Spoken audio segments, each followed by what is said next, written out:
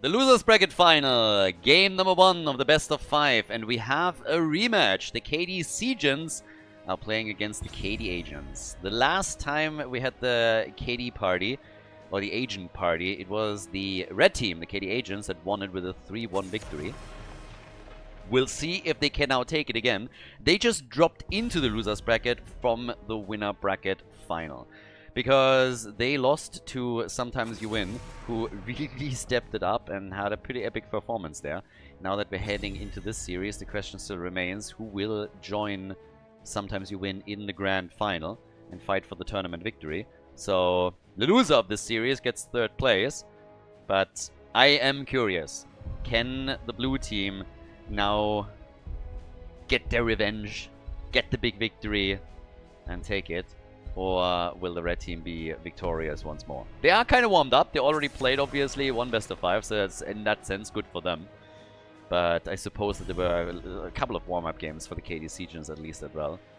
But now focus on tanks. Heroes, by the way, that get banned can only be banned... sorry, heroes that get played cannot be played again. So, just as a side note, we're going to talk more about that later. Also, big shout out to everybody that tunes in and that also signed up for the tournament. Again, this was a bit of a test for us. We wanted to check how people and especially teams are interested playing in more of a community-focused tournament where the grassroots are being targeted. And we have teams out of Division 2 and 3 of HeroesLounge to participate over here, which means that players are usually on either high diamond level to low grandmaster. That's normally what we're seeing here on average. It's a little bit big span, obviously, but that's the level that you're getting here. And obviously now as we're moving towards the loser bracket final, the winner bracket final, the grand final, it's more the higher end of that. And we had some amazing games here too, and a lot of interest in the tournament as well, so thanks a lot for that. If you're hosting another one of these, there's a good chance that we're actually going to widen it a bit and make it accessible to even more teams. There were some questions about it, but since we weren't quite sure how many teams would be interested in this range to play in a tournament, we limited it from the start into 8 teams. They got split into two groups of 4. Top 2 teams advanced, and now we had the final 4 played out. Vala as an early pick for the KD Agents, whereas Oriel gets immediately locked in on the blue team side. Yeah, Vala, Anduin, and ETC here on Volskaya Foundry, which is still a weird map for me. I personally don't really like Volskaya. Blizzard screwed the objective up so heavily. Most teams don't even bother with it. If it's taken tons of times, it doesn't really do anything. So I would love if they would rework a couple of maps, honestly. People are always screaming for new content and new maps. I really don't think we need this. We have way too many maps to begin with. It would be way better if the janitor that is still throwing out the occasional line of code or asks ChatGTP to do it for him would focus a bit on, hey, how can we maybe make the maps that are currently screwed up and very unpopular, how can we make them more interesting? How can we maybe change things, and even if it's just a bit of a numbers tweak, to make them viable? So Volskaya would be a candidate for that. There's others as well. I wouldn't mind to get something like Haunted Mines back into, like, with a bit of a change. We had tournaments. I mean, there is a playlist, if you're interested, on my YouTube channel right now called Meta Mapness, where you have all the crazy maps being played. And, you know, some of them were actually pretty fun. They're not necessarily balanced for competitive, but they're kind of interesting in general. And if they would figure out a way to adjust them slightly, they could come back into a rotation. So this would actually be pretty sweet. We get Diva and Soljin. Now, I'm going to be blunt here. I did not expect any of these picks in the first game of the series. If you tell me, hey, this is what happened in game number 4, I'm totally on board with it. At that point, quite a lot of heroes are not playable anymore, and this becomes viable. But didn't really see that coming. ETC apparently is going to be side laning, with Johanna as the main tank. And then we get Kel'Thas. So Vala might not even go for an auto attack style, but could also go for an arrow build there. So that works too. Final pick for our first map here on Volskaya Foundry. And it needs to be a bit more damage. Soljin is nice when he scales into the late game, but they need a bit more than only the troll. And it is Nazebo. Ooh, double late game scale. That might be asking for a bit too much. So let's see how this works out. But for the KD Agents, this is pretty much a clear signal. Try and push the envelope a bit on this one. First map between the KD Seagents and the KD Agents in the losers bracket final. Let's go. The KD Seagens on the left in blue with Muradin, played by Vatman. We got Neptabiz on Nazebo, Time Bullet and Diva, No Scope Ninja with Suljin, and then Joey on Oriel. So, time to see if those two can really stack into the late game. Vala has, by the way, decided to go into an auto attack style either way. We have Kenny playing the hero. White Tiger on Kalthas, Simply on Joanna, and Kratodel is playing ETC with Megiblitz, not deciding to go for Rega this time, but instead playing Anduin. So, let the games begin, let the shenanigans begin in this series and see which team is going to take it. Who's going to be able to win the first game in this series? Who's going to be able to take the lead in the best of 5 and take another step towards the grand final? Already pretty decent stacks here for our girl Vala. Even in the first fight, she's able to get some nice auto attacks connected and is sitting at 11 stacks right now. Good gravity laps here too. So, yeah, that was a sweet connect for them as well. They can follow up on that a bit later, then hey, then better. But for now, what we're getting is also Suljin obviously just trying to stack it up as quickly as he possibly can. The problem is that it results in him going a little bit too far out and then just dying. So Suljin is gone. He's the first one to fall. First blood, therefore, for the KD agents, and they're using their 5 versus 4 advantage instantly to make a play for the healing beacon. Nobody has even moved towards their turrets at the bottom left and right, but that kill is just a big, hey, he has a free item, and let's go, get the experience, lock the item in, and make the play. So, good for them. So far, looking pretty decent. The one thing, of course, that we still have to see is what's happening around the protectors. Are the teams actually making serious efforts to get the objective? Are they just ignoring it, at least initially? Or how will this all pay out? That is also interesting. Aggressive move from the blue team after they initially lost Suljin to try and force another fight here. The item is being picked up and the camp taken by the red team. Obviously, this would have also been pretty neat for Suljin to just fight this out and get maybe another couple of hits in against the opponent. So if you get those stacks, fantastic. And that's exactly what Vala is now doing instead of Suljin. So, yep, they were able to do that. Take Oriel out. Get the extra stacks for their auto attacker. And that's 2 kills, 2-0 now. So, things are getting better and better and better here for them. Yeah. It's a bit of a lead in XP, not too crazy, half a level. Down at the bottom of the map. It seems like Diva is gonna die now too. Oh, not even cutting it close. That was clutch. ETC was so close to get a kill here. Nazebo is rotating between the lanes, so he's essentially doing what we saw in the winner bracket final and is just focusing on minions. For good reason, obviously, as well. But they are getting a lot of stacks together here. So, really nice for him. 53 stacks, 3 minutes in. That's a fantastic start. And as I said during the draft already, there is a clear way and path for the blue team to win this. They want to go as deep in the late game as they essentially can to unleash the power of Suljin and Nazebo. That's going to be the big goal here. Whereas for the red team, the whole story is, of course, desperately trying to prevent that from happening. I mean, as much as they can. They need to make sure that this game is ending as early as possible. You don't have to completely YOLO it out or anything. But you still want to make sure that there's going to be some actual pressure. And they are building it up. They're taking Muradin out, which is the 3rd kill for the team. They have an early level 7 talent, which in this case also gives us Burned Flesh. So they are really going for it. They want to try and take out Fort at the top. They've already started to... well, they obliterated the entire wall. They don't want to start with it. And yeah, they're making their moves for the objective as well, I guess.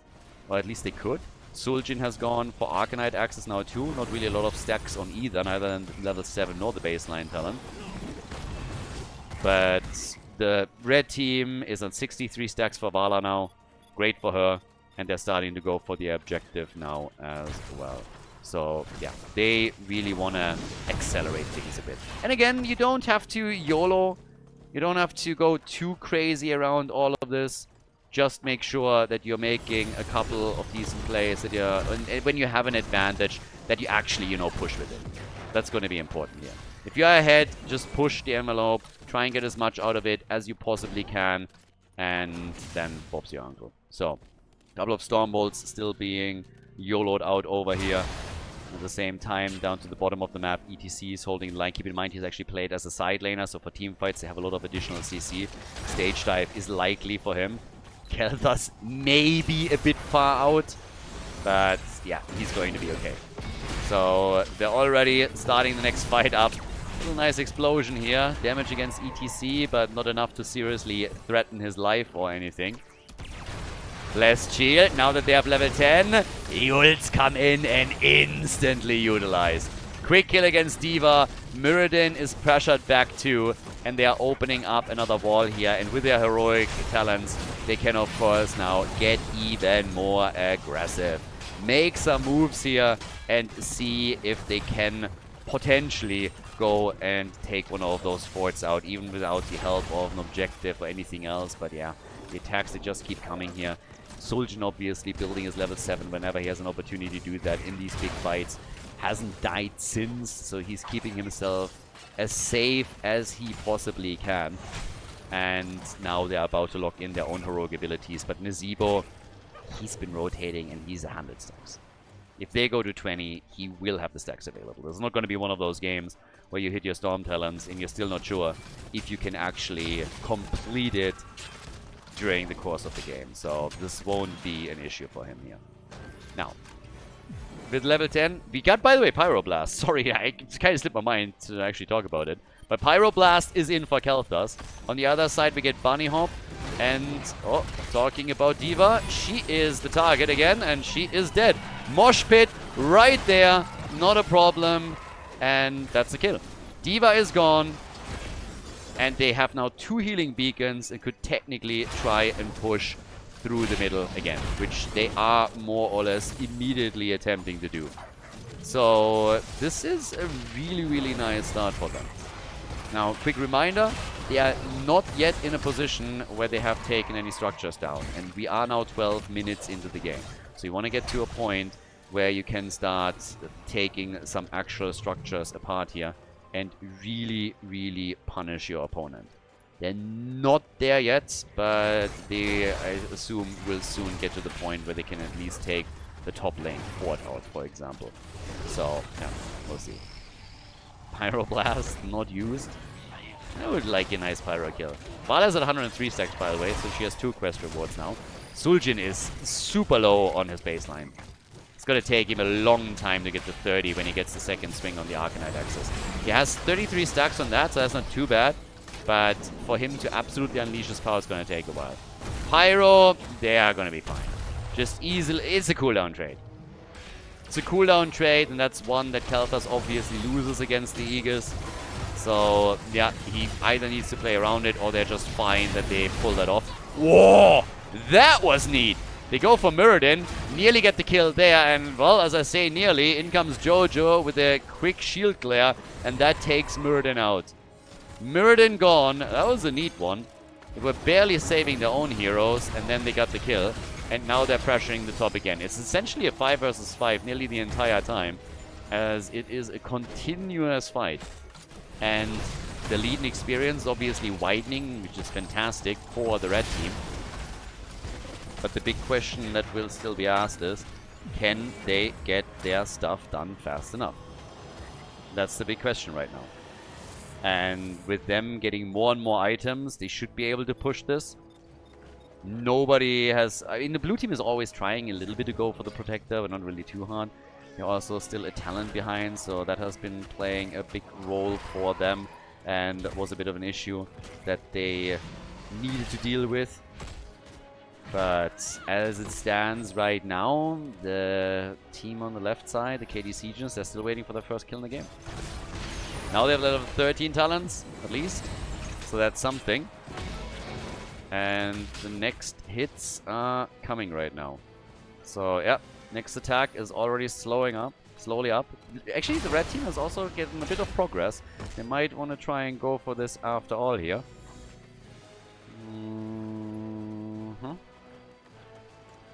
I'm still looking at that fat 0 on the blue team's kill count. And yeah, it's a bit worrisome. The top fort will fall, for sure. It's just a matter of time. One in the middle should be able to get this one too. But we are now hitting level 14. I think Suljin is not likely to play a big role. His stacking into the late game seems to be so slowed down already that it is doubtful that he is going to play a big role on the damage numbers. Suljin is a different story. I mean, the funny thing is that actually, with how the game has been going, No Scope Ninja on Suljin... sorry, Nazeebo is a big story, I meant. Suljin is now 25,000 damage and a top damage dealer on their side. Which is kind of funny when you think about how few stacks he actually has on his baseline. And then on top of that, you're looking over to Vala and she's at 27,000, so not that big of a difference. Even with him not getting proper stacks. So, yeah, kind of funny. Kind of wild. But, alright. So, in comes the next hit. Wertmann is getting attacked now and is being pushed back once again. We now have also, on top of that, Jojo always peeking up to the front a bit and trying to get extra damage in on the fort to maybe take it out herself. We also, of course, work an auto attack in here every now and then. But the blue team is admirably defending. This, again, it's set what the teams are trying to accomplish here. 178 stacks for Nazeebo. He's there. He's already accomplished his goal. And not a single fort has been destroyed. The red team is getting close to getting a protector, but again, this is not likely going to do anything. Jojo's walking in, takes the wave out, and the first fort is gone. That's 11 minutes into the game that the fort is eliminated. Mirrodin misses the Stormbolt. Blessed Shield connects properly.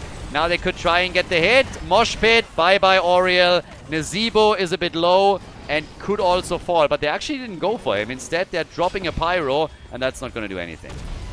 Not enough to take him out. Mirrodin, though, he falls, but they get a counter kill on ETC. ETC is gone. Healing Beacon still on the ground. A 4 versus 3. And they get another fort with ease in the middle of the map. Suljin didn't have to use his ult yet. Nazeebo gets attacked, eats some damage. I think they could have killed him earlier. I don't think they realized how close he was to getting murdered. And, well, that's enough to drop him. Witch Doctor is gone. His stacks are already completed, so it's not going to slow down his progress there, but it allows him to take even more control of the game and steal a few more items away from the opponent. They could also go for the objective if they really wanted to, but they have zero interest here. And this is still my big gripe with Volskaya Foundry, to be honest with you. Bot lane is, of course, where the next fort could be destroyed. By now, we have level 18 versus level 16. The talents are the same. Still a very different situation between the two teams, and the blue team is doing what they have been doing all game long. They just went in and they said, alright, let's just defend, defend, defend, defend. And defend they do, as best as they can. And in this case, they have a situation going for them where 2 forts are gone, 1 still standing. They want to get to 20. To give credit to Suljin a bit, he now has his range increase. He's at 16 stacks on the baseline, and he has 55 stacks already on his Arcanite access, which puts him to 32,000 damage. Vala is doing better. She got a lot of stacks together, a lot of rewards on her level 1.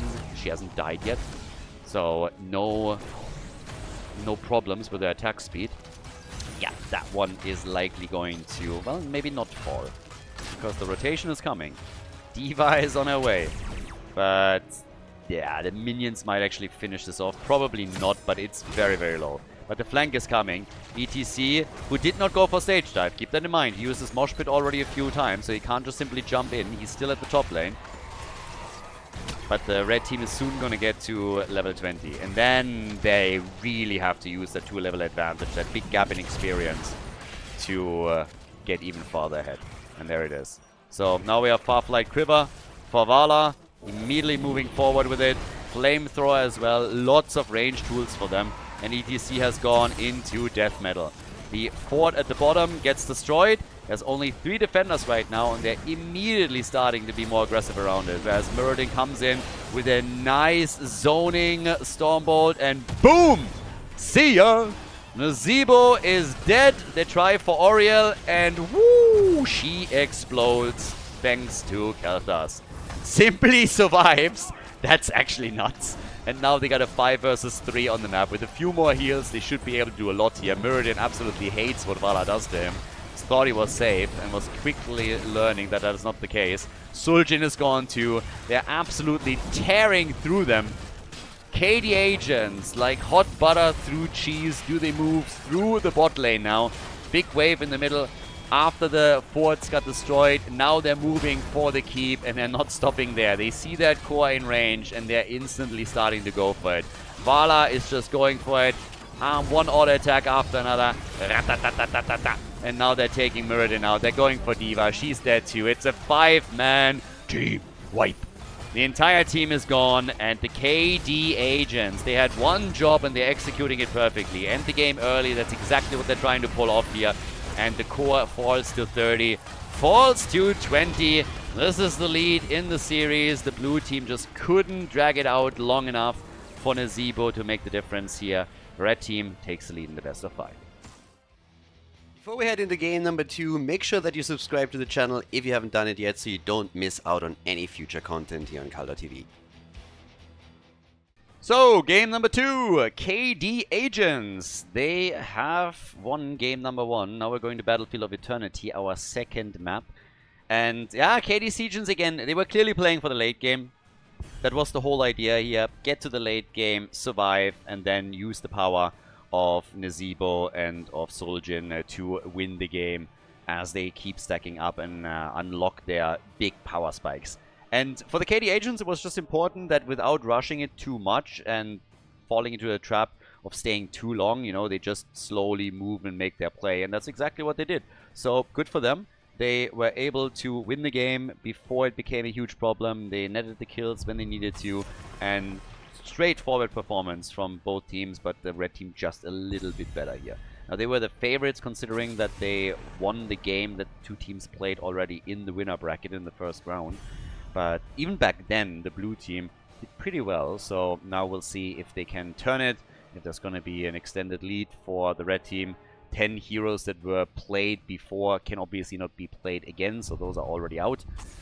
Chen gets banned. It's always a little bit sad. Like, every time I see Chen banned, Cho'Gath banned, any of those, it's just like, let him go through. Let him go through. Let us have some fun here. But, yeah, hasn't happened, at least in this one yet. So, sad panda moments. Now, what are we going to get for picks here? Vala obviously has been taken. If you really want to attack the Immortal more than anything else, Li Ming comes to mind right away. Jimmy has been played earlier with Exterminator. And then, of course, you have also Hanzo, who hasn't been played a ton. Which was a little bit surprising. Like, Hanzo has, at least today, not made that big of an appearance. I really expected him to have a much bigger presence here, but maybe now in Battlefield of Eternity, he's going to get picked. It's kind of funny to me that they ban Garrosh and they ban Zarya, which leads to Blaze being locked in right away for the side lane. And then instantly Li Ming. Again, top damage dealer against the Immortal, of course, and just generally extremely good in Battlefield of Eternity. As explained in the past, main reason that Li Ming is great here against the Immortal is you can, from a real safe distance, fire all of your abilities straight up against the Immortal. Your opponent either has to take the damage or they have to throw a hero in the way, who then gets, of course, hurt, needs to be healed, and that just starts a cycle. So she's really, really good for these poke plays, especially when there's a stalemate. And now we have Hanzo. I like it. So, Hanzo is in the house. Blaze Diablo for the front. And with Dehaka, in the good old days, Dehaka was sometimes played on Battlefield of Eternity so that you could get the side lane experience. It would get you an early level 10, and then you would win with level 10 the second objective, and teams were always trying to get ahead in the game with this. This was many, many patches, many, many years ago, so now you can't even pull this off anymore. It's not really possible any longer with everything that got changed. But it's still a nice reminder every now and then, because Globals played a very different role. I mean, in one of the first tournaments in Heroes of the Storm that was offline, what they actually did was, it was not the first, but one of the first. They also went for Butcher Falstad as a combo. Already back then it didn't work out, but teams were of course really trying to experiment, to go for some wonky plays and try to surprise opponents. It was before a lot of stuff was figured out, and I mean, even in the days of HGC, you saw always new strategies and tactics coming in. Even after HGC, you saw meta change a lot without any patches coming through. Now we're at least getting the occasional balance fix, even if it's just a small one. So, after Li Ming and Dehaka, they still need their front line. A bit more damage is needed. Who's going to support for the team? All questions to be answered right now. And, well, Lucio and Anubarak. Lucio is another hero that hasn't been played as much as you might think here. For a long time, he has been just such a solid pick everywhere, but at least in this tournament, not really someone that they like too much. If anything, it surprises me a bit that we have thus far not seen Rhaegar again for McGiblets. This is usually a hero that he locks in very, very quickly. But in this case, nothing. We got Tracer, and there's Rhaegar. So if McGiblets at any point wants to lock Rhaegar in again, he can forget about it. Rhaegar is already out, and White Tiger is the last one. He's played Tracer in one of the previous series too, and did extremely well in that game. It was really just like carrying it a lot. But now no Tracer for him any longer in the series either. Double Overwatch on the side of the KD Seagens. And now, last but not least, for their sister team, so to say, we get Sergeant Hammer. It's Hammer time. So, with that, let's see which team is going to win here on Battlefield of Eternity. Are we going to get the 2-0 advantage in the best of 5, or will the KD Seagens tie the series up? Let's find out. Game number 2. Over on the left, we got Time Bullet on Blaze for the KD Seagens. So, it is party time once again on Battlefield of Eternity with Joey on Rhaegar, Wertmann on Diablo, the No-Scope Ninja on Tracer, and Netthebiss is playing Hanzo. To the right side of the map, simply with the Nubarak, we got Kani on Sergeant Hammer, the one with the advanced artillery, McGiblets on Lucio, Kratadel on Dehaka, and White Tiger is playing Li Ming. Lead in the series with a 2-0, unlocking the first match point, or a tie. What's it gonna be? Blue team came into game number 1 with a strategy that didn't work out for them. Not quite. They were struggling to prolong the game long enough. So now the next attack in the next game is focusing onto the bot lane again. We have our 4-1 split, which I enjoy a lot. As I said, in most games thus far on Battlefield of Eternity in this tournament we're a 3-2 split, but now we're back to the old traditional setup. No Scope Ninja on Tracer also has to be a bit cautious whenever she gets into the range of Sergeant Hammer, because those auto attacks are just something that you cannot dodge. So those suckers hurt. Dehaka alone at the top lane can always turn the bottom fight into a numbers advantage when he makes his play, but right now Blaze has tried to go down there to help out a little bit and then realizes that he's needed at the top to make sure that they're not losing out on any of the experience. Just the traditional early game between the two teams, trying to do their thing, but it is time for some camps, and this is where the first real action is starting to unfold. Is the blue team willing to commit and to try and come in here and take them on, or are they just going to let things slide for now? That's the big one at this point. Seems like they're not really too aggressive around any of this, so instead they just fell back. Easy move from them, and then in addition, of course, the next question is going to be who's going to get first blood here. And so, so far I was about to say, it seems like the blue team is going to lose Diablo, but no, it was a bait, it was a ruse. He just baited Anubarak in, and then bam, straight over the wall into the fort, and that's a kill.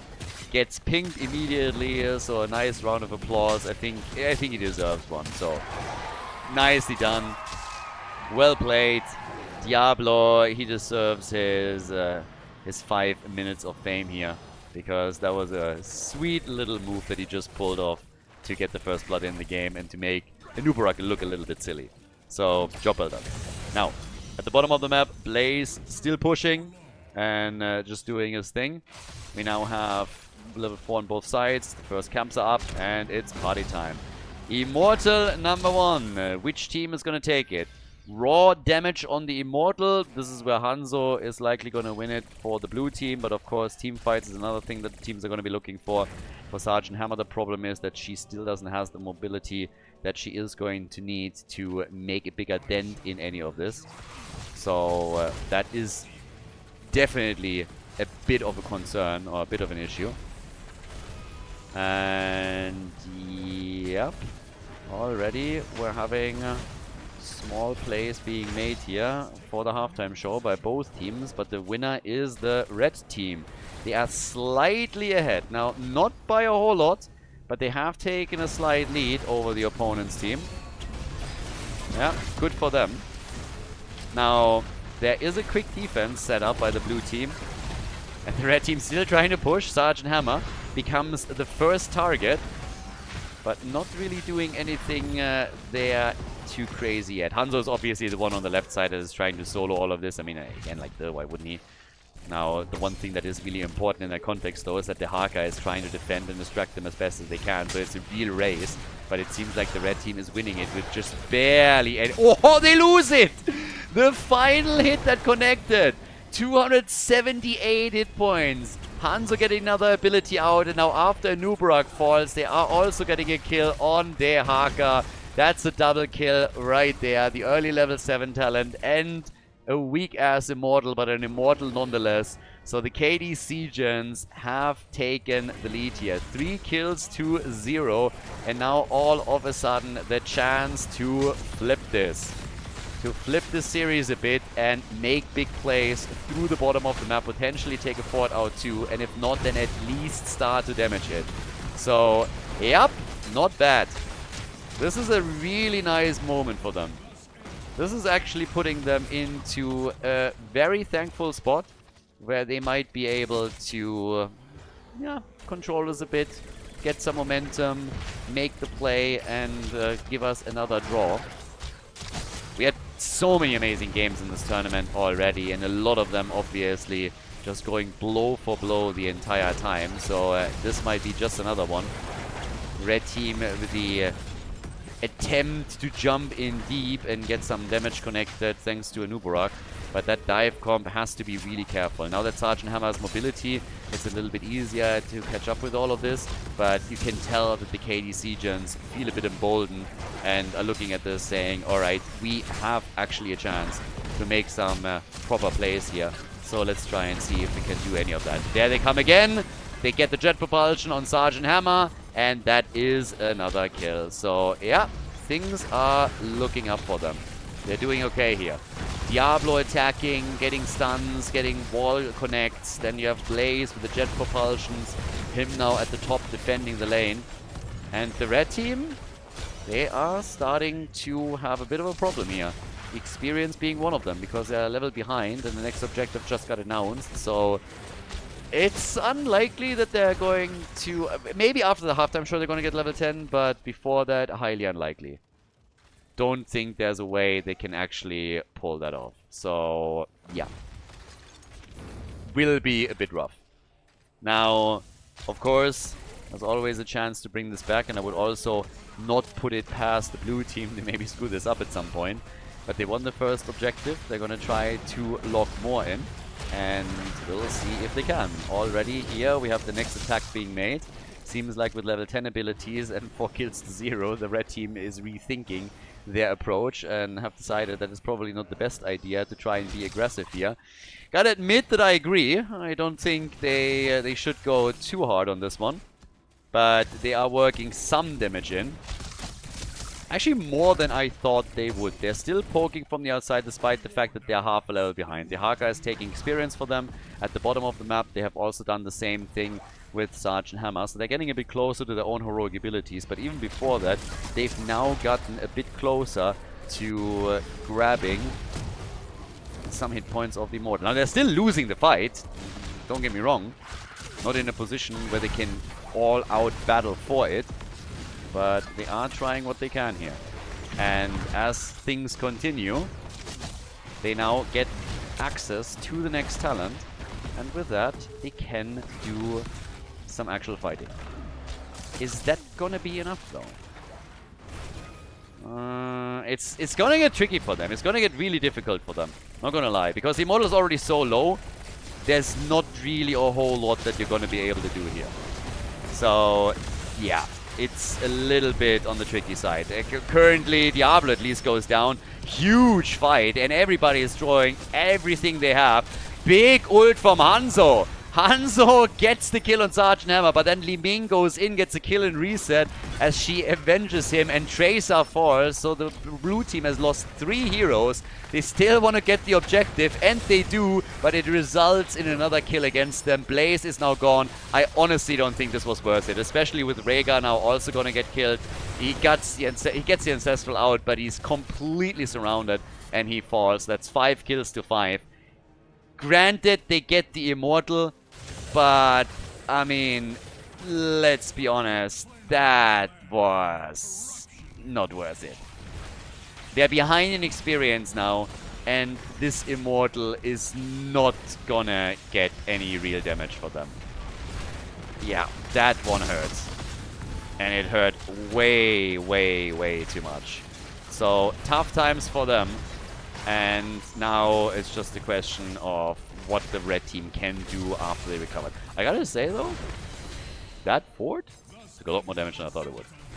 So, was it worth it, even in this context, to do what they did in order to grab it? I don't really think so.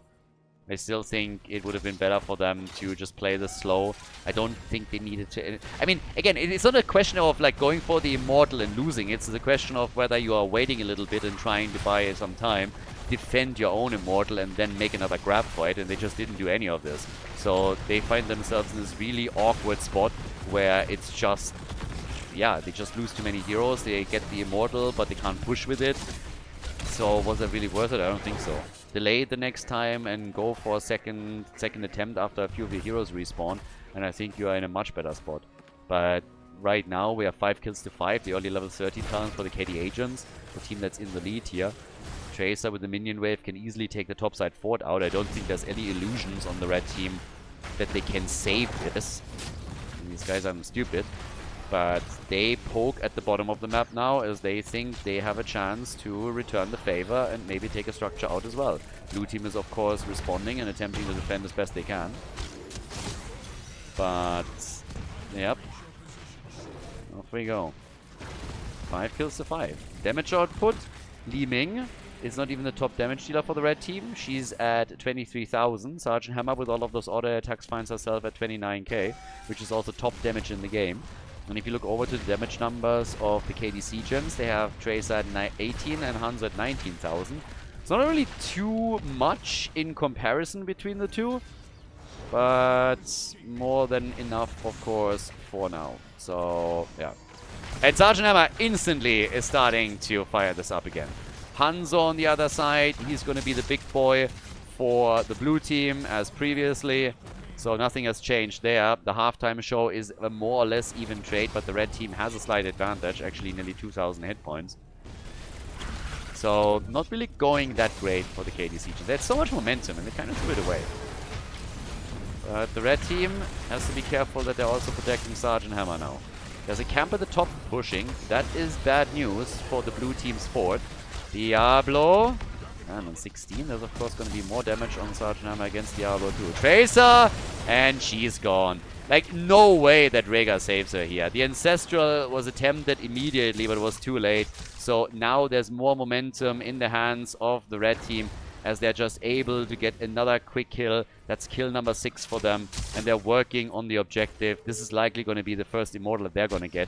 And some of the heroes on the opponent's side have now already moved towards the top because they just tried to defend the fort, which they did. Ancestral has to be YOLO'd out too. They're struggling. They have to use so many cooldowns and abilities here. And it's getting a bit tricky. So as it stands now, it's a 50% shield on the first Immortal for the KD agents. So they grab that. Now the move through the bot lane where the fort will fall. That fort is not something that you can actually defend. Not against an Immortal like this. This is just not gonna happen.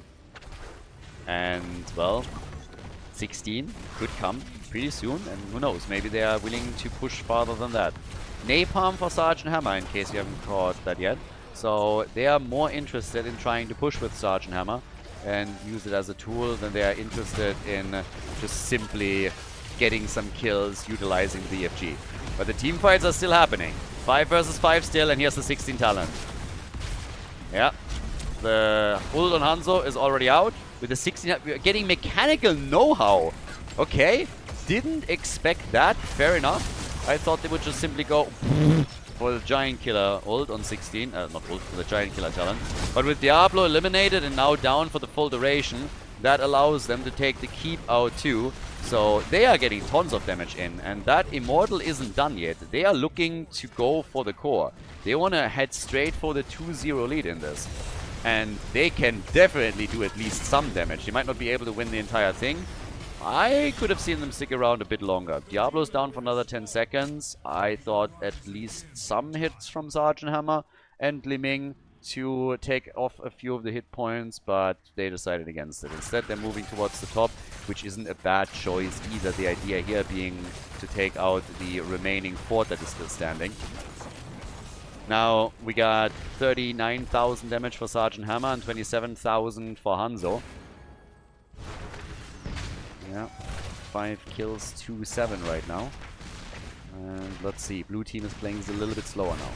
Also, a quick reminder, guys, you can also play in tournaments like this. This is specifically designed to cater towards the amateur scene and to cater towards the teams that are playing within HeroesLounge. If you haven't heard of HeroesLounge yet, they are the biggest amateur scene that we have in the game.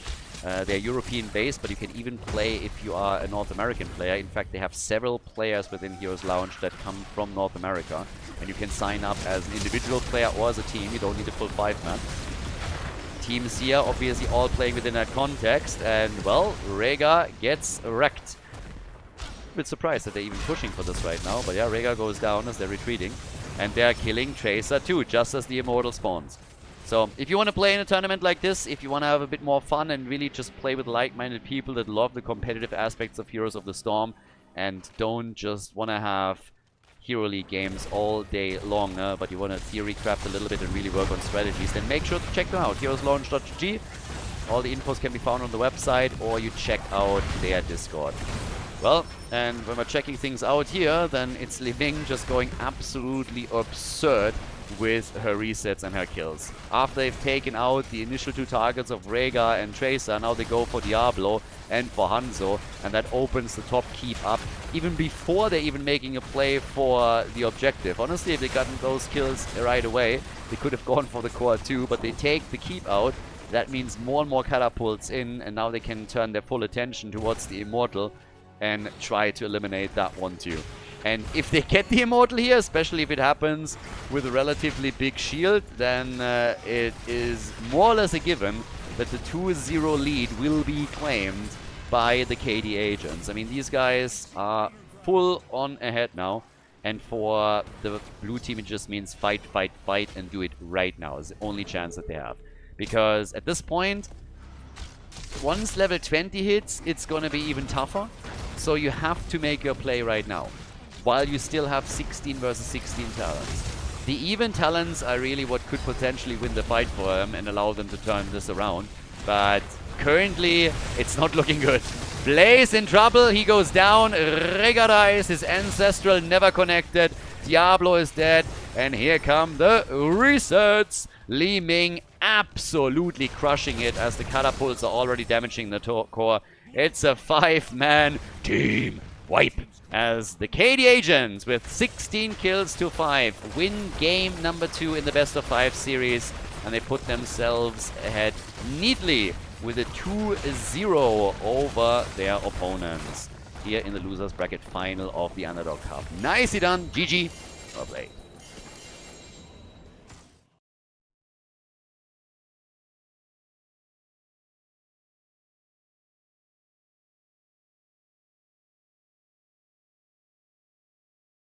Game number 3, and well, we have our first match point, 2-0 for the KD agents. Sky Temple is our map, and that's the chance for, well, it's a chance for the KD agents to go back to the grand final and face off against their winner bracket final opponent once more. And the KD Seagens, of course, would then take third place. So they need a 3-game win streak now if they want to go for a full reverse sweep and take their opponents out. We'll see if they can pull it off.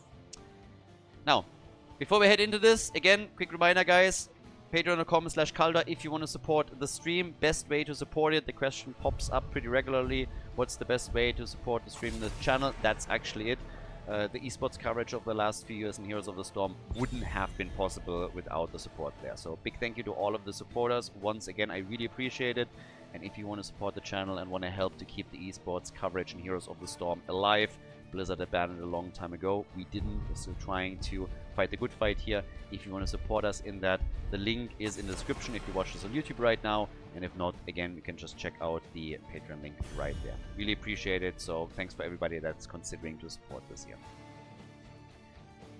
With Sky Temple, we are now, of course, here on the third map. That means we have 20 heroes that have been played and are therefore unavailable. Now, the question becomes immediately if that is already impacting some of the hero pools in some of the games and series that we've seen before. It kind of seemed that way, but it's a little bit too early in the series, I think. But we have supports now targeted. They ban out Brightwing and they ban out Stukov. So I guess they are attacking McGiblet's hero pool. Is that leading to a very early grab on supports? If the Seagens are now picking their own, I think they were talking about Whitemane in the lobby for just a moment.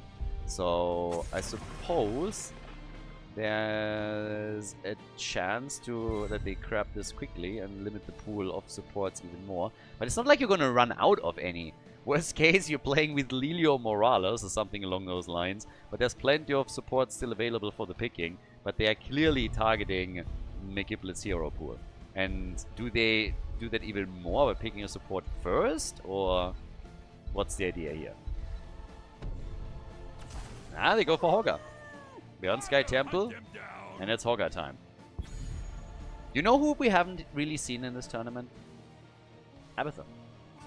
Abathur has not been played.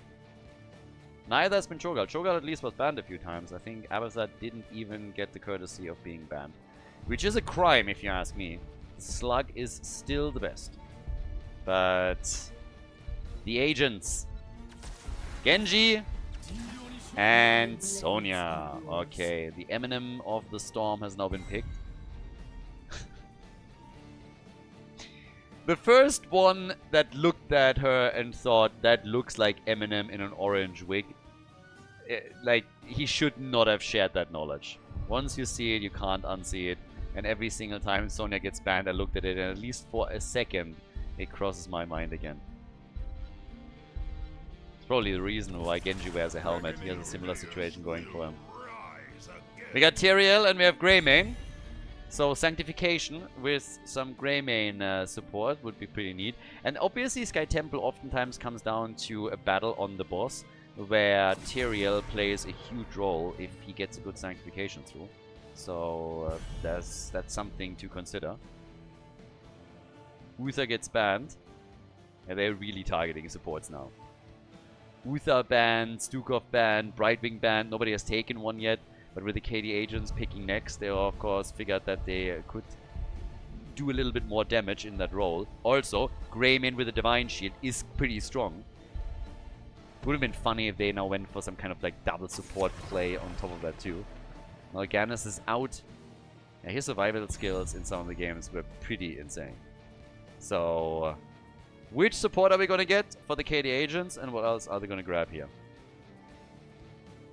It would have been interesting if the... I mean, I still hope that at some point we're going to get a good factor come from one of these teams. The old man, Deckard Cain is in, and we get Arthur's. So Deckard is going to hit him with a stick, and Arthur's comes in. It's a bit old school. Arthur Sonya. Bit of an old school style here. And Arthur's is obviously not necessary. I mean, there is a chance that they're going for even another frontliner. Triple melee is possible. But you have to also consider what you're up against. There's Whitemane, Tyrael, Greymane, likely with the Sanctification, and then last but not least, the Birdie. Falstad is ready. So they have a Gust, and they have a Sanctification for potential boss fights. They have a lot here, actually. Whitemane on her sustain is also going to be great for this. So that leaves us with our final pick for our match point map. Sky Temple. And I'm curious. Sonya can get some damage done. Arthur's, Genji. And they go for Cassia. So even more damage. All raw damage here. Sky Temple. Again, this could be the last map of this particular series of the loser bracket final. We're going to find out right now on Sky Temple. 0 map wins for the blue team. But maybe a chance to change it now. With the KD Seagens running Joey on Whitemane. Neptibus on Falstad, Wagman on Tyrael, Time Bullet on Hogger, and No Scope Ninja with Greymane. On the right side of the map, their opponents, they have a 2-0 lead and the chance to close out the series here. Simply, on Arthur's, we have White Tiger on Genji, Kratodel on Sonya, Kenny is playing Cassia, and Make Giblets is on Deckard Kane. So, let the games begin. Already some points subtracted from Arthur's for this monstrosity of amount. Absolutely disgusting. Not gonna get any points for that. Look at this. Even the pleb horse, much better and would have been an option. So there's absolutely no excuse. You can always pleb horse it up. At the bottom, some easy damage against the tower. Greymane just rushing in and doing his thing here. The team rotated over, but they were obviously too late to get any kills connected or do anything of the sort. So by now we have still the 3 versus 3 raging on at the bottom of the map. Falstad as the global will probably play a pretty big role here. We could assume, at least what I would expect, that he is going to have a big impact in all of this. But currently we have at the top our side laners, so upside down a bit. Normally they are at the bottom of the map. Falstad could also go there, and then once the temple spawn, start to make his own play. Of course, just trying to move in quickly and attempt to turn it into a numbers advantage that they can play around. So yeah, we'll see. Time will tell. For now, still all about the camps. We have the Siege Giants up, and both of the teams are making a move for them. Outside of that little attempt at the bottom of the map to make a difference there, we haven't actually seen any big skirmishes yet, but just a bit of poking now in the middle. Arthur's has actually gone on level 1 for Rhyme. As a main tank, also makes sense. Again, he's not going for any kind of control balance here around the Howling Blast stacks or Frozen Tempest. At least not now. And with the camp pushing at the top, there needs to be a bit of a response, and they're starting to take their camp. They're actually a bit late to that party. That camp is taken relatively late, so this could start to pose a bit of a problem for them, because they already have to defend this, and that is not going all that well. Level 4 talents are kicking in, but you can see how much structural damage is done here. On Sky Temple, not really great. If you lose structures before objectives are even being used, then you know that you screwed up a bit. So that's a great start for the KD Seagens. It doesn't seem like much, but if control at the top lane is now taken by the blue team, and therefore also the top shrine, top temple, then they have a good shot at taking out the top 4 of their opponents. Now, alright, Genji is still okay. But nice harass at least against Falstad. It's obviously an interplay that we're going to see quite a lot throughout all of this. He's going to attempt to take out Falstad whenever he has a chance. One of the primary targets for Genji. He likes chicken. He doesn't. So, yeah, he's going to try and make some moves on that. But while all of this continues, we now have the first few temples up, and at the top lane, it's actually Arthur that takes over the first few shots. So that makes... That helps them to prevent extra damage on their fort, which they would have definitely suffered if this was turned in any other way. So they actually have to fight this one out, but we still now have Genji moving in. Sonya's at the bottom of the map, and there's 2 that were sitting in the middle. Falstad is now flying towards the top to help out here, but Tyrael nearly got destroyed, and with Genji zipping away, Greymane is also heavily committed to this, gets the heals and can re-engage, but for a second it looked like he might have gone a bit too deep. Now Sonya's still rotating, is not dealing with Hogger at all, who's getting the final shots. The fort in the mid lane for the KD Agents has taken significant damage. And Sonya, is she really getting enough for the team at the bottom of the map? I'm not so sure.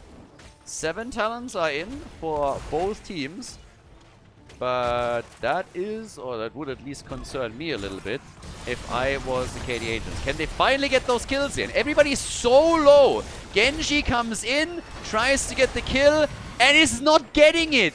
20 hit points on Tyrael. He was so close to start to get resets and then really crush him, but they're missing out on this. So he is first blood in the game. And at the top, more shots are now being fired. At least the opening of the game, a win for the blue team. Start of the game goes clearly to them. They've done better here. They clearly have. Sonya has at least destroyed a few structures at the bottom of the map. So that's a plus. That's nice. That's helping her a bit. But this is something where you would want, of course, to get more of an advantage out of all of this. Yeah. But, okay. We'll see. We'll see how much they can do here. For now, at least, the question is more so what's happening around level 10 abilities. Because then it's all about a single one at the bottom of the map where you can start to make your moves. A single temple. But, yeah. We'll see. I mean, right now, there is at least a heavy commitment at the bottom. At the top, though, Sonya is gone. And they can potentially take that fort out too. So, I have to say, the early game at least... the early game is heavily in the hands of the blue team. More structural damage. 2 kills to 0. They're not too far ahead, but they have a slight leading experience. So, the KD agents are making the best out of the spot day. They need to win 3 games in a row. And they need to start right here. It's the only chance they have to make it to the grand final. And it won't be easy. Not even a bit. But now we have both of them with heroic abilities. So, yeah, both team grab that. Next shrine gets announced. Leap is now in. Syndragosa for Arthur. So despite the fact that he is the main tank, we're not getting the army. Goes on Syndragosa to help them control fights and maybe also push for structures more aggressively. Genji is defending the top side fort, so there's no catapults yet. But with the temple activating in 10 seconds at the bottom of the map, this is where this fort will likely also take some damage if that's claimed. But now that both are on level 10, this is where you have to decide how you want to play this. Hogger is still at the top and he's pushing with another camp. They are not dealing with this yet. So, this will still protect, already in range of the fort. So, for defense, the timing here is fantastic. Sonya jumps in. They are trying to get the turn on him. He might actually die. They might get the kill against Hogger, but that's a huge commitment also in resources. Because at the bottom of the map, the team around Werkman is just now going for the fort. They're attacking it, plus they have the temple control. So, that's, yeah. That's gonna be more than a bit spicy. They can't get the full shots though. So at least these need to be taken by the red team or they're gonna lose their first support on here. Which hasn't happened. But just all in all, it's a much, much better position for the team around, yeah, for a team in blue. But the kill against Hogger was nice, but it was also, as I said before, a pretty heavy commitment in how many heroes they got together for that particular hit. So right now, next moves, I mean, we'll see what they can do, but they need to win some team fights, and they're trying to start it down at the bottom of the map.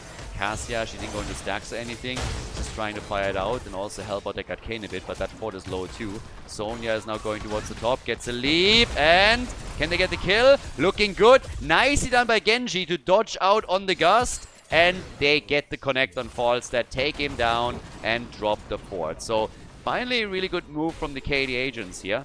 But if you look at the minimap and just take a quick look at how many hit points all of these forts and structures have, then of course the difference is startling. But the leading experience is now also ready for the KD agents. 22,000 damage for Cassia, 22,000 for Greymane. So both of them are generally speaking doing well here. And Sonya has already opened up a few cracks in that wall on the top lane. So nice move from her. Hogger has to defend it. Seems like the red team is starting to stabilize a little bit and get into a bit of a better spot here.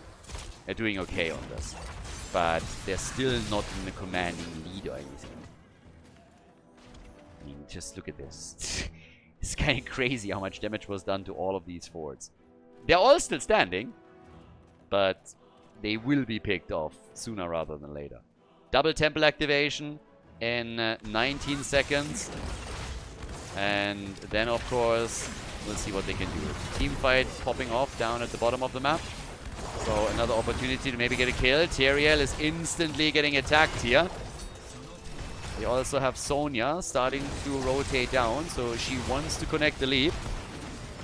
Might be able to pull this off. Comes in from behind. Leap on 2. And then the push for Whitemane, who dies. Gust comes too late. Can't save her. Great Howling Blast from Arthas. Sanctification to save Tyrael. But he's not out of the woods yet. Doesn't have his cooldowns ready. And dies to Genji and Arthas. And just like that, we have 4 kills to 2. Genji wants to kill. And might have gone too far. He can't get it. Oh, but he also doesn't die. So darn close. It's amazing that Hogger was able to survive this. Sonya on her way down to the bottom of the map. There's also Siege Giant still in play. That will make this a bit more of an issue at the bot lane. The team in red is still pushing through the middle and attempting to take the fort out here, but keep in mind that there are several temples currently up that can still be fought for, and those are all targeting the middle of the map currently. So the red team is trying to get as much out of this as they can, but the blue team, the KD Seagens, they are trying to respond in force on the mid lane at least. Now, after all of the forts have been destroyed on the blue team side, thanks to Sonya and her temple control, it's the bot lane that gets targeted next, and here we still have a Siege Giant. Barely alive, but still doing some work. 16 coming into play soon for the KD agents, for the red team. But it's getting nasty here. All of the forts have been destroyed, on both sides. 16 talents are in. That gives us martial law and the continuation of the Death Coil build for Arthas. Temple shots are finally over. And, yep, they're fired in by the blue team. It is a lot more even on structures now, but of course the situation in experience and also in kills has changed significantly. Boss hasn't been taken yet a single time. For the blue team, it's all about trying to draw even in XP or at least get the same talent here. But it is getting difficult for them. Not a kill-heavy game. 12 minutes in, we only have half a kill per minute. Looking at 6 in total. Yeah, the ults are all up. Sonya has been making a lot of engages happen with her leap.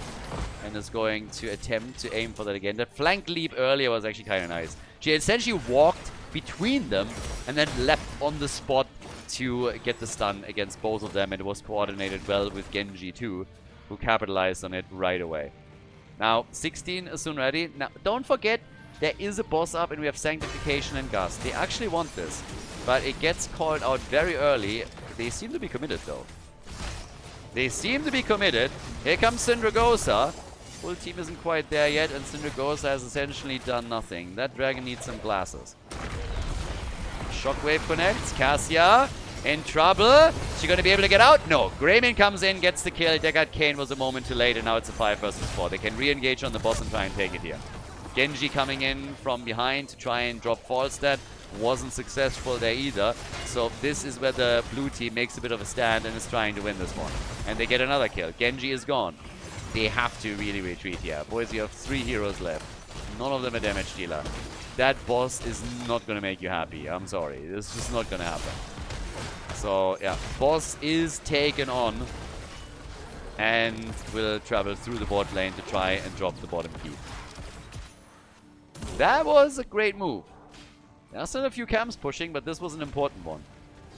So, the Seagens, they have only Greymane that hasn't died yet. Some shots are fired by Sonya. They're getting actually a lot out of this temple. There's 2 temples up right now, and I thought they might lose more. Leap is ready. Boah! Insta-kill. Hogger, you screwed up, my friend. Yeah. Hogger screwed up heavily. He thought that he could easily spin out, and it turns out that was a pretty bad assumption on his part. So while Cassia is defending the bottom of the map, the top keep is now going to fall. They're still fighting them in the middle a little bit, but Sonya has been able to take the first keep of the game out. And right here, I'm not sure if they're going to get enough shots fired. Technically, there's a chance for the blue team to do the same now. But it's a 5 versus 4 once that everybody is here. Sonya just arrived, gets a spear connect. They go for Greymane. And the sanctification from Tyrael to ensure that the DPS does not die. But they take the shots, which means that the blue team is not able to take out the keep in the middle. That one's still standing. And they themselves have now, or are now, taking even more damage. So, nicely done. And a problem for the KD Seagens. And again, this is their last chance. If they lose now, they take 3rd place in the tournament. Which is nice, but not good enough. You're not in prize money range if you do that. And on top of that, the KD Agents would then also get that 3-0 victory, which is obviously also much sweeter. So, it's tough. Siege Giants at the bottom have to be dealt with. We have now 40,000 damage for Genji. And on the other side, it's 45,000 for Greymane. He is currently the top damage dealer in the game. Not that it really does anything for them. But, yeah. With that, we're now looking, of course, for more camps to be claimed. Level 20 talents, that's the next play. And unfortunately, so far what the blue team has been trying to do every single time that the opponent was getting towards level 20 is they were trying to force fights. Now they're a little bit too late to do anything here. 20 is going to hit. The gap isn't too big, so they just have to sit tight for a short period of time to get some experience. But of course that also means that they're going to lose out on their own camp over at the top left. So yeah. Absolute Zero is now in. Sonya with the survivability as she goes for Ignore Pain. And we got the Titan's Revenge for Cassia. There's no keep at the top anymore that they could threaten with this push that they're now setting up here.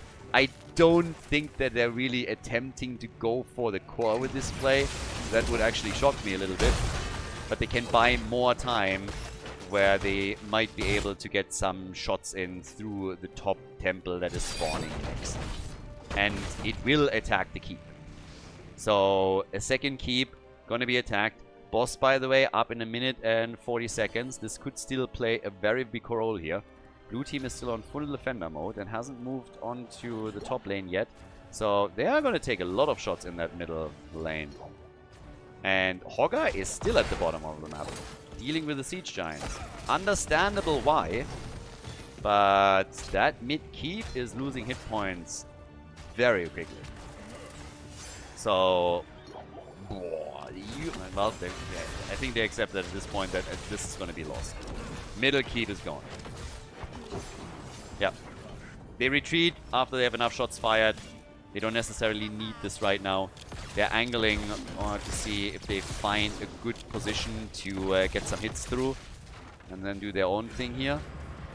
So far, the answer is nah. They are actually, they might. Are they really just trying to go for a macro game right now? And play around them a bit? Could be what's happening here.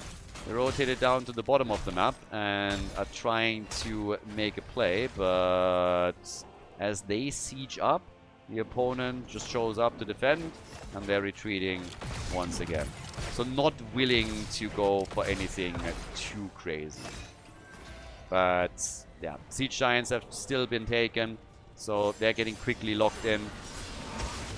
Gonna have to be defended, and we'll see what's happening around the next objective. I mean, honestly, the way that they are playing is there is technically a chance that they are in a position where they can eventually say, okay, we're going to play a bit of a macro game. But I would think that the boss is going to play a big role here, and I highlighted that already during the draft. You have Gust, you have Sanctification, you also have, of course, then now the Scarlet Crusade. Those are all big tools when you're trying to lock a boss in a situation like this. We'll see if it happens again. And now 18 minutes in, this boy is going to hit a little bit harder. Absolute Zero. Whitemane has to pop the ult all the way in the back. They're trying to go for Hogger. And he gets hit hard and dies. And the boss is stolen by Kani. Fantastic. Down goes Sonya, but she was able to help get the kill on Falstad. That's Greymane gone. They lose Tyrael. It's a 5-man team wipe. The entire team is blown to smithereens. And this, ladies and gentlemen, is a victory for the KD Agents. They take the 3-0 in the rematch against the KD Seagens. They advance to the grand final for their revenge match, their rematch against Sometimes You Win, and the KD Seagens take 3rd place in the tournament. Nicely done, GG, well played, and a pretty impressive performance here by the red team as they are aiming for the grand final. GG.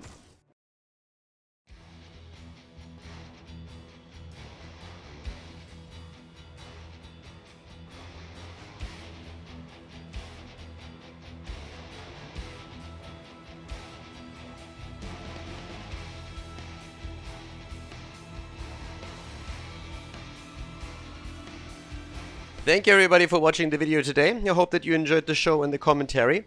And keep in mind that the spoiler protection that is going to run for the rest of the video is made possible by all the support on patreon.com.